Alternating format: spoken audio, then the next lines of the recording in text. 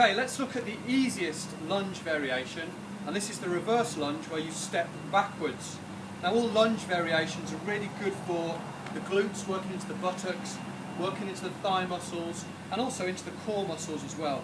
They also help with your mobility because you're going to be splitting your legs apart, which is also good for the hips.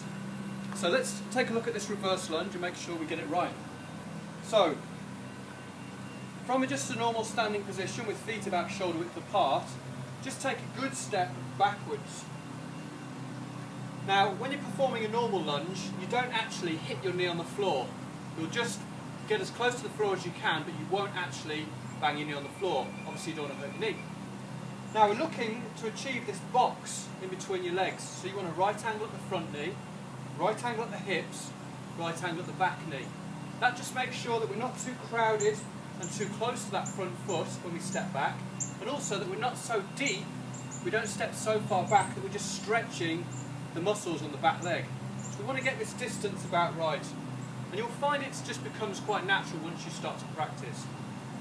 So for this reverse lunge, we just take a good step back, making sure the feet are still shoulder width apart, so you don't want to step behind yourself.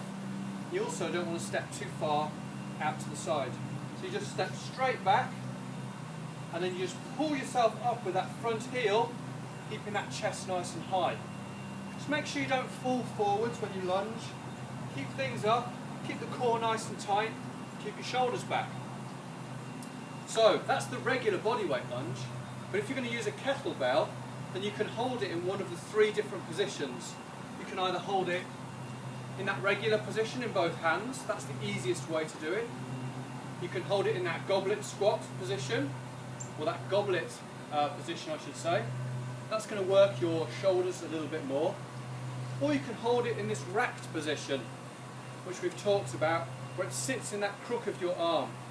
This is going to be probably the best way to just load that one side, which is ultimately what we're trying to do with the lunge. So let me just demonstrate in this position.